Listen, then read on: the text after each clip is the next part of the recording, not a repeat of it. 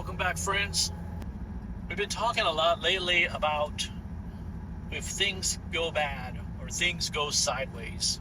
If the poop hits the rotating, oscillating, air-moving device. If society collapses, things go really bad, really sideways. We've been talking about getting prepared and being prepared. So we've been talking about what to do and how to be prepared, and should you be prepared if things go bad, because things could go bad.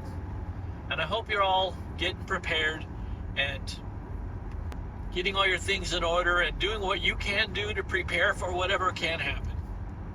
But I wanted to talk today about, where do you go? Should you go anywhere? And I know a lot of people like to fantasize about joining up with a squad and loading up their gear and putting 12 magazines on their chest and strapped up and ready to go, and we're going to go patrol the neighborhood, we're going to go patrol the property, we're going to go patrol the neighborhood, we're going to go patrol the city. And I suppose that there's a small number of guys who maybe that's appropriate for, depending on your area and your town and your age and your marital status and your status as a parent or non-parent, and how big or small or how dangerous or safe your neighborhood is perceived to be. But I think that for the vast majority of folks, most of the guys out there, the best thing to do and the smartest thing to do is probably going to be stay home and hunker down and batten down the hatches and secure your home property. If for you that's an apartment, or if it's a house, if you have a ranch, if you have land, or if you just have a quarter-acre piece of property,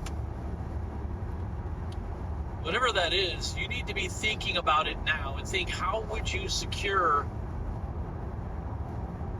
your home? And really, should you leave?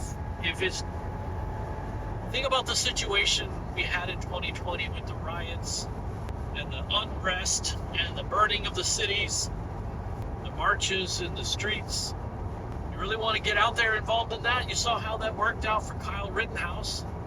He was out there trying to be a medic, of all things, and he ended up blown away and vaporized in a dude's arm and going to court. I don't remember, did he kill somebody or no? I don't remember if he killed somebody or just shot some dude's arm off. I think he might have killed somebody, I don't remember. He had to go to court and have a giant trial, and now his name is going to be out there forever. That's the thing you got to remember, is you could be the next poster boy for whatever cause any organization decides you're useful to them. So I think the plan A for most people is going to be hunker down. Hunker down. You need to think about how to secure your building so that no one else gets in. Not thinking so much about how are you going to go out, do this and that, and rove around. Can you secure physically your property from intrusion? Have you got food and water that can last you and your family that's depending on you? How long will it last? How long can you go without a trip to the store? Say the electricity's turned off. Electricity's turned off. How long can you go?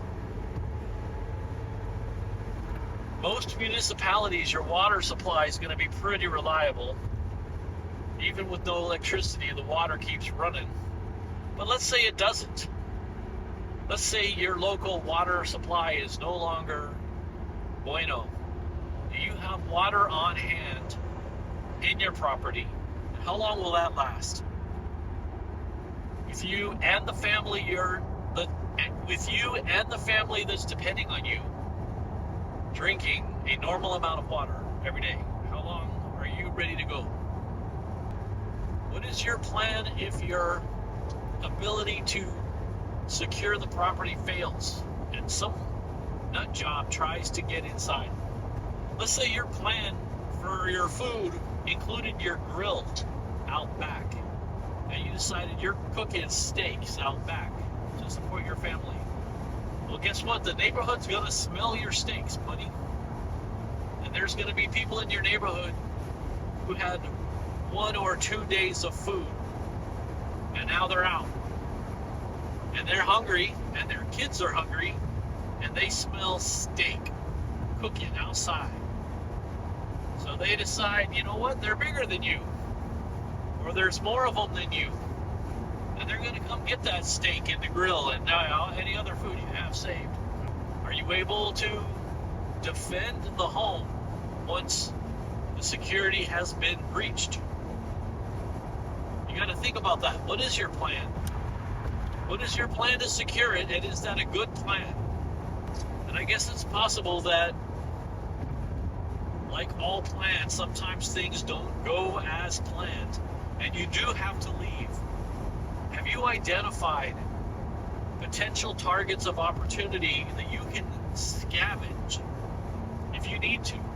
Do you know where likely dumpsters are that you would be able to get to and raid on foot and back home quickly? Do you know where alternate sources of water are that you could go and hit up, and do you have a way to purify that water already squared away? Maybe you've identified some isolated areas that you can evacuate to and camp out for a few days. Maybe you've identified a few places where you can evac to. Unintended, unexpected camping trips. It doesn't hurt to look for those now while Google Maps is still working. Do you have a way to listen to news from the outside world that would be not relying on a cable TV channel and the internet? That would be something like a shortwave radio. How's your first aid supply situation? Have you got more than just a pack of Band-Aids? Do you have any antibiotics? Do you have any antibiotic ointment and cream? What kind of bandages do you have? What kind of bug repellent do you have access to, and how long will it last? Goes to ibuprofen, your ibuprofen delivery method of choice. How much do you have? You got a month's supply if you had to take a little bit every day because you broke your leg and you haven't had a chance to go get someone to set the leg, and you got to grin and bear it for a few weeks.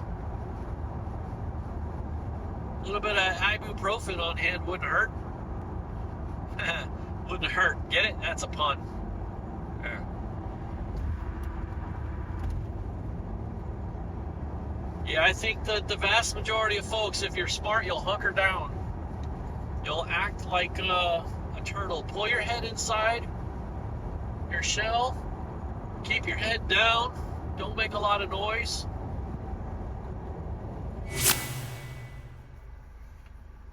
Real quick, while we got a red light here, just want to remind you, if you like this kind of video, click subscribe on the bottom and turn on notifications. But more importantly, give the video a thumbs up. You would not believe how much a thumbs up can help a video and help a channel like this one, especially a small one that's trying to get started. It's kind of like returning the shopping cart to the corral when you're done with it. It's the simplest thing in the world to do, and no one's going to know if you don't do it, but it's the right thing to do. If you like a video, leave a thumbs up. It's the right thing to do.